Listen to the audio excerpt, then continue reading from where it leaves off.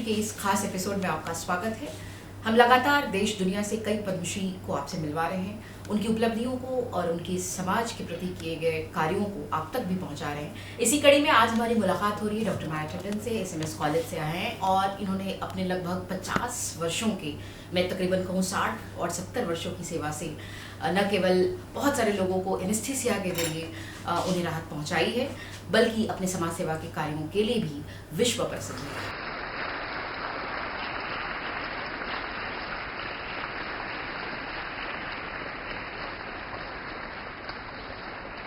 आज हम उनसे बातचीत भी करेंगे और समाज सेवा में उन्होंने क्या खास किया है इसकी बातचीत आप तक पहुंचाएंगे। स्वागत है मैम। धन्यवाद। डॉक्टर माया टंडन एक ऐसा नाम जो 88 वर्ष की उम्र में, अब मैं कहूँ 89 वर्ष की उम्र में भी आप इतनी सक्रिय हैं, इतनी आप जोश से भरी हुई हैं और आपने लाइफ सेफ्टी के लिए बहुत काम किया है। क्या है ये सब, आपको ये ताकत कहाँ से मिलती है? मैंने कई साल पहले इस काम को शुरू करने की इच्छा जाहिर हुई मेरे दिल के अंदर, क्योंकि एसएमएस मेडिकल कॉलेज के अंदर तभी मेरे पे एक सीनियर डॉक्टर थे, डॉक्टर एनपी सिंह, हेरो डिपार्टमेंट थे दिल्ली के अंदर, कि माया तुम 3 दिन का कोर्स पुलिस ऑफिसर्स के लिए राजस्थान पुलिस एकेडमी जयपुर में करवा सकती हूँ। मैंने कहा बिल्कुल करवा सकती हूँ। तो वहाँ चेयर पे सुपरिटेंडेंट के पद पे बैठे बैठे मैंने 3 दिन का कोर्स करवा दिया और बहुत सक्सेसफुल हुआ। उस वाले इवेंट को एक फोटोग्राफर ने कैप्चर किया था और कुछ टाइम के बाद उसकी एक्सीडेंट हुई और एक्सीडेंट के अंदर किसी ने उसकी मदद नहीं की। सड़क के ऊपर रहते हुए उसने अपने आप आम जनता से कहा कि मेरे को इस तरह से हॉस्पिटल लेके आओ, सीधे तरीके से ठीक से लेके जाओगे तो मैं बच जाऊंगा। And he was right, because when people shifted him to the hospital in the right manner, to the hospital, nearest hospital, he got cured. And then he told me today he was alive only because of me. मैं अपना आज जिंदा रहने का श्रेय आपको ही देता हूँ। ये सेंटेंस ने मेरे को सोचा, मैंने सोचा कि इसके थ्रू मैं आम जनता को पहुँचूंगी और ये सोशल वर्क के लिए मैंने सड़क सुरक्षा जीवन रक्षा, जो हमारे कंट्री के अंदर प्रतिवर्ष सड़क सुरक्षा सप्ताह के नाम से जाना जाता था, और क्योंकि सड़क दुर्घटनाएं बिल्कुल कम हो ही नहीं रही है, दुर्घटनाग्रस्त व्यक्ति बढ़ते ही चले जा रहे हैं, यहाँ तक कि India is leading the world in road deaths since so many years. As a WHO and Wikipedia both, कुछ भी नहीं हो रहा है। गवर्नमेंट के निरंतर प्रयास हैं और हमारे नेतृत्व गडकरी जी ने तो माना है कि रोड सेफ्टी के जो 5 E's हैं उसके अंदर से इमरजेंसी मेडिकल केयर जो 5th है वो उसी में वो फेल हुए हैं। उसी वाली चीज़ को मैंने लेके आगे काम शुरू किया, क्योंकि anaesthesiologist are in charge of intensive care units. As a result we are front runners in saving lifes, और ये चीज़ हमको अच्छी तरह से पता है। तो जब इस व्यक्ति ने मेरे को बोला कि आज वो मेरी वजह से जिंदा है, तो मैंने ब्रिटिश मेडिकल जर्नल्स खंगाले, पता किया कि आगे कैसे क्या हो सकता है, तो मेरी ज़िंदगी वहाँ से शुरू हुई। यस डॉक्टर माया, पद्मश्री सम्मान पिछले कई वर्षों से ऐसे लोगों तक पहुंच रहा है जो सच में ग्रास रूट पे काम कर रहे हैं। कैसा लगता है जब आपको समाज के लिए किए गए कार्यों के लिए पद्म सम्मान जैसा बड़ा सम्मान मिलता है और राष्ट्रीय सम्मान मिलता है, कैसा अनुभव रहा? मैं सच में कहती हूँ कि हमारे ट्रस्ट के अंदर मैं अकेली नहीं हूँ। ट्रस्ट में कोई भी अकेले कार्य नहीं करता। We are a full dedicated team of senior medical and administrative cadre officials, and the far-sighted vision of all of us has also made us realize that we are going to go soon from this world. We are all over 70. So what we have done is we have trained the youth as a youth brigade. We have trained the youth brigade now goes and gives all these courses. Why is all this happening? Because as soon as I got the intimation that I have got a Padma Shri Award on social work on 22nd April 2024, believe me, my joy knew no bounds, and I could cry. I kept on crying in front of my son who was sitting beside me in the car. And thereafter, we all of us met, the trustees met, and they said, we'll have more enthusiasm. We have to reduce the grave situation road accidents in the country. This is the motivation I've got only because I got Padma Shri at 88.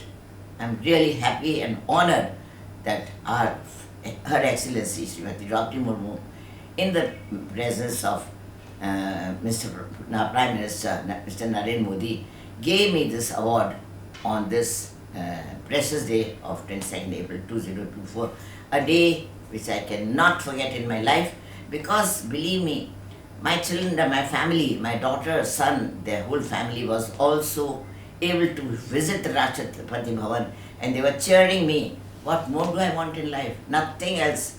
I believe, I am very sure this is the thing I wanted and I've got it already. But I don't have to stop. I still have to go. I'll go till such time that my brain is active and I don't want to stop. That's great. So really हमारे दर्शकों को ये जानकर बहुत अच्छा लगेगा कि ma'am ने एक शब्द बोला कि हमें रुकना नहीं है एंड लगातार काम करना है. सच में इनकी ज़िंदगी हम सबके लिए और हमारे तमाम दर्शकों के लिए एक मोटिवेशनल की तरह काम करेगी कि इस स्टेज में भी इन्होंने इतना सारा काम किया और कर रही हैं, लगातार लोगों को सक्रियता से लोगों तक अपनी बात पहुंचा रही हैं. डॉक्टर माया, आपने विदेशों में बहुत सारी अपने वर्कशॉप्स किए हैं, आप देश विदेश में घूमी हैं एज एनेस्थीसिया एक्सपर्ट, और आपने सेफ्टी पे भी बहुत काम किया, रोड सेफ्टी, जैसा कि हम लोग बात कर रहे हैं, लाइफ सेविंग थ्रेट्स को लेकर भी बहुत सारे चैलेंजेस आते रहे. क्या पाती हैं कि विदेशों में किस तरह की समस्याएं हैं और उनके यहाँ क्या रूल्स हैं जो भारत में होने चाहिए ताकि हमारे यहाँ जो रोड रिस्क है वो थोड़ा कम हो? तो क्या पाती हैं आप, किस तरह की चीज़ें होनी चाहिए? सबसे पहले तो मैं ये कहूँगी कि इंग्लैंड के अंदर फर्स्ट रिस्पॉन्डर्स होते हैं. हुआ first responders? I went to UK in 1974-75 as a anesthesiologist on a deputation on Commonwealth Medical Fellowship in Pediatric Anesthesia. जब हवाई जहाज हमारे आसमान में दिखते ही नहीं थे, तब जाने के बाद मेरे को ये लगा कि जब मैं वापस आई तो मेरा नज़रिया ऐसा हो गया कि किसी से मैं बात करूँ तो मैं अगर सीनियर हूँ या एज में ज़्यादा हूँ तो जो मेरे से छोटे हैं उनको मैं भी फर्स्ट नेम से ही बुलाऊँ. क्यों नहीं बुलाऊँ?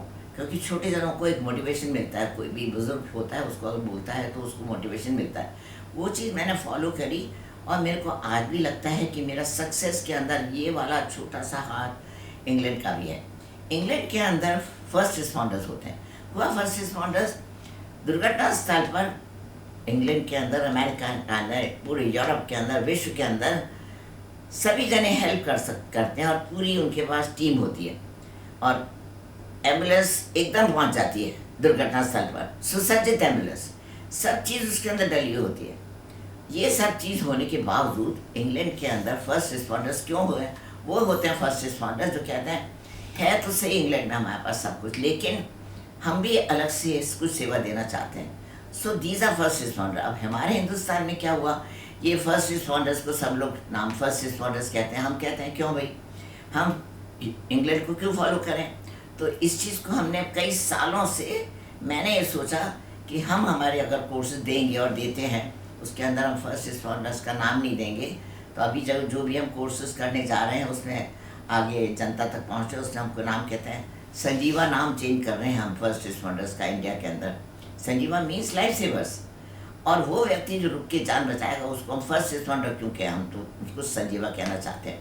तो ये कुछ चीज़ें हमारे ट्रस्टीज़ के थ्रू, मेरे थ्रू, हमारे new officers, new youth brigade के थ्रू मेरे तक पहुंचती हैं, उनको हम ढालते हैं. ये चीज़ हमने शुरू किया. अमेरिका के अंदर 2 इंटरनेशनल बॉडीज़ हैं अमेरिका में, एक यूरोप में है, यूरोपियन रिसर्च काउंसिल. वो कहती है दुर्घटना स्थल पर एकदम रुक के 10 सेकंड में सरसरीका डाल के जान बचाओ दुर्घटनाग्रस्त व्यक्ति की, और जान बचाने के लिए आपको सिर के ऊपर, कंधे के ऊपर टैप करना है. टैप करके बोलो आँख खोलो, आँख नहीं खुल रहा है, और ज़ोर से टैप करो, फिर भी आँख नहीं खुल रहा है, इसका मतलब वो बेहोश है. अधिकतर हमारे हिंदुस्तान के अंदर अगर कोई व्यक्ति बेहोश होता है तो उसका कारण सिर्फ हेड इंजरी होता है, और हेड इंजरी के अंदर वो व्यक्ति बेहोश हुआ और उसके बाद तो देखिए हमारे यहाँ किसी को नहीं पता कि क्या करना चाहिए. उस व्यक्ति को हम यूरोपियन रिसर्च काउंसिल कहती है, उसको 90 डिग्री की लॉग रोल पोजिशन में दे दीजिए. लॉग रोल पोजिशन वो होती है जिसके अंदर करवट के अंदर ही रहता है व्यक्ति, ऊपर का पैर 90 डिग्री की करवट 90 डिग्री पे कर दिया और ऑटोमेटिकली फेस जो है वो लेफ्ट साइड पे हो गया, इधर राइट और लेफ्ट. मुंह से खून, थूक, उल्टी स्वतः ही बाहर निकल जाएंगी ऑटोमेटिकली. जीभ जो तलवे में जाके रुकावट पैदा कर सकती थी वो भी नीचे आ जाएगी ग्रेविटी से. This is the position in which we should carry any injured unconscious victim to the hospital, which nobody knows today. Why? Because ये हमारा एनेस्थीसिया का ही ब्रांच है जिसके अंदर हम सब चीज़ सिखा सकते हैं, और मैंने इसको डेवलप भी किया है, और इसको मैंने यूरोपियन रिसर्चेशन काउंसिल के मापदंडों के द्वारा किया है, ढाला है। और साथ ही साथ यूरोपियन रिसर्चेशन काउंसिल के साथ साथ में एक और इंटरनेशनल बॉडी है, सभी जानते हैं, अमेरिकन हार्ट एसोसिएशन। वो it is another research body which is been which everybody in the world has to follow. Yes. So, Dr. Maya, one more question which is very important. हमें लगता है कि बतौर लाइफ सेवर एक्सपर्ट आपने बहुत काम किया है। क्या लगता है भारत दुर्घटनाओं वाला देश बनता जा रहा है? यहाँ सबसे ज़्यादा एक्सीडेंट्स हो रहे हैं।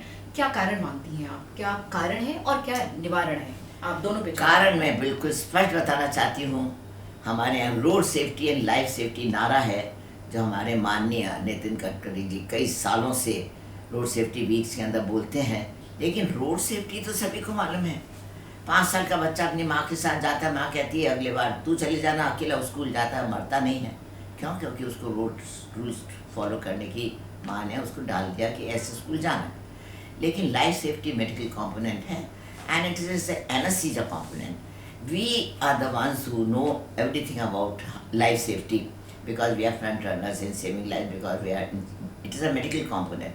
सो मैंने उसको डेवलप किया है as per the norms of European resuscitation council and American heart Association. पर मैं यूथ को कहना चाहूँगी, हमारे यहाँ यूथ रोड रूल्स को फॉलो ही नहीं करते हैं, बिल्कुल ही फॉलो नहीं करते हैं। और माँ बाप बच्चों को रोज़ सिखा के भेजते हैं कि प्लीज़ तेज़ गाड़ी नहीं करना, रफ्तार नहीं बढ़ाना, ड्रिंक एंड ड्राइव नहीं करना है, स्कूटर के ऊपर ज़्यादा लोगों को नहीं बैठाना है, कभी भी जाओ तो रेड लाइट पे तो बिल्कुल ही क्रॉस नहीं करना है। पर अमूमन लोग क्या करते हैं कि जैसे yellow light is one thing which is only for 5 seconds, they feel within 5 seconds they are going to cross the crossing, but it does not happen, because in that 5 minutes the other person who is from the right और the left, he has got a mandate to go as fast as he wants, he is going very very fast, and the struggle comes there.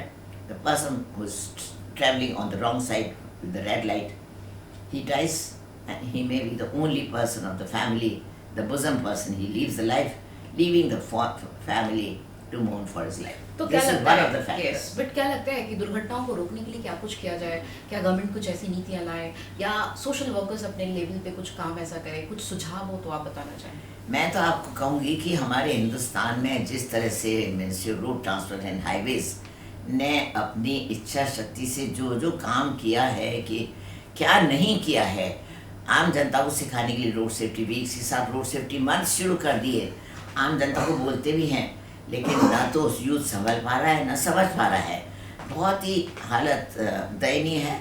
एक तो ये वाली बात। दूसरा, किसी को road life safety के बारे में नहीं पता है, तो अगर हमारे कंपोनेंट को सीखेंगे तो लाइफ सेविंग एब्सोल्युटली हो जाएगा। ठीक, ये मेरा दृढ़ विश्वास है, क्योंकि हमारा एक मॉड्यूल ऐसा अलग है।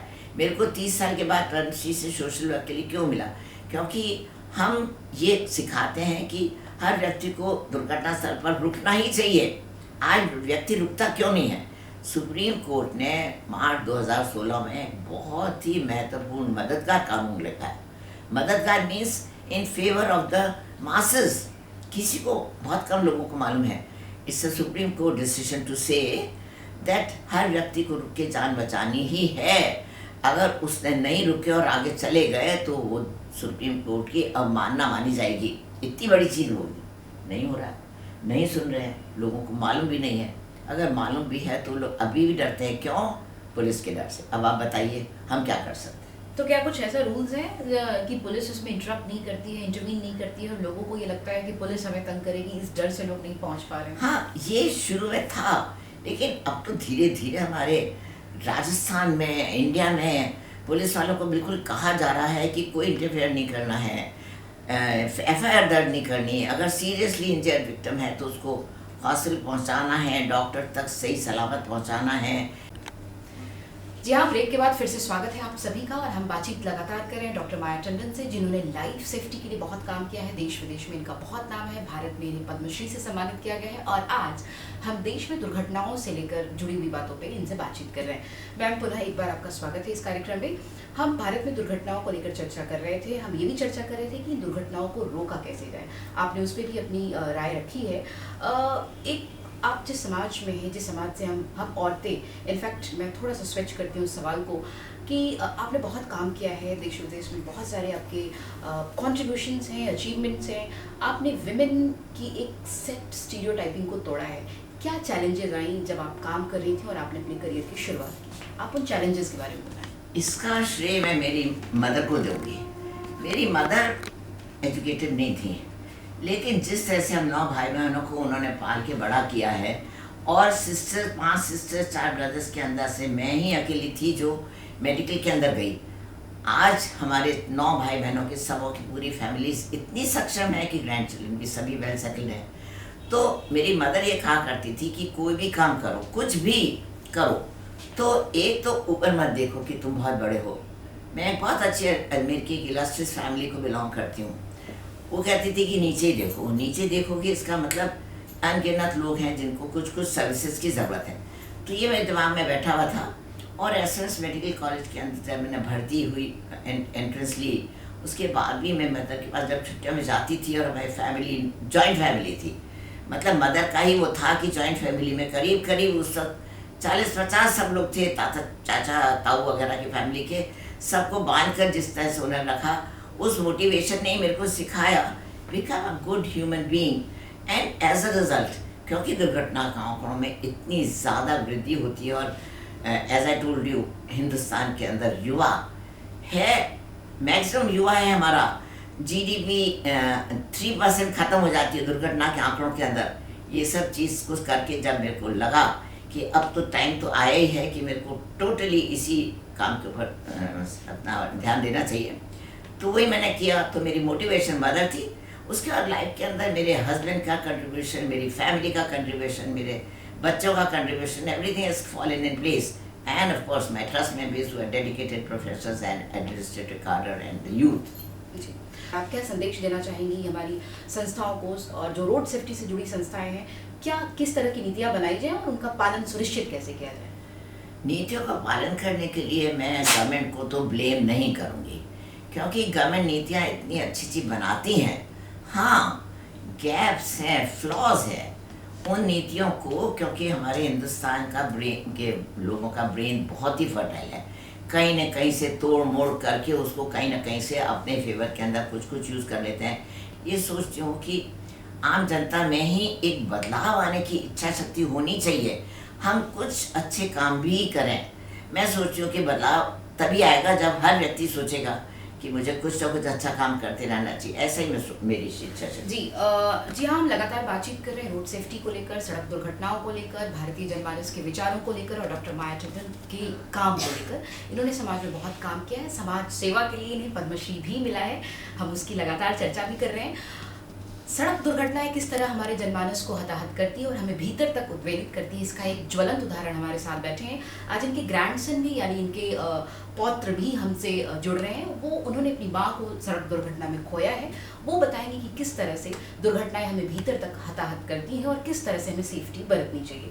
हमारे साथ जुड़ रहे हैं क्षितिज जी, उनकी श्रीमती नितिका जी। इन्होंने पिछले कुछ वर्ष पहले अपनी दादी को खोया है, और उस पीड़ा को जब हम समझते हैं और इस भीतर तक उतारने की कोशिश करते हैं कि जब वो लॉस क्या होता है, तो हम उनसे जानने की कोशिश करेंगे कि क्षितिज जी, आपके समक्ष मुझे लगता है कि आपके सामने ऐसी घटना हुई होगी या आप उसके एक साक्षी रहे होंगे। कैसा लगता है जब कोई परिवार अपने परिवार के सदस्य को सड़क दुर्घटना में खोता है? 2002 के अंदर जो है ये घटना हुई थी, एंड मेरे को आज भी याद है कि हम उसके साथ कॉलेज में ही थे, एंड मेरे को फ़ोन आया था एकदम कि एक्सीडेंट हो गया। एंड मेरे दादा दादी दोनों उस गाड़ी के अंदर थे, एंड उनका क्या हाल था हमें पता नहीं था। तो मुरादाबाद जा रहे थे, उसके रास्ते में एक्सीडेंट हुआ था।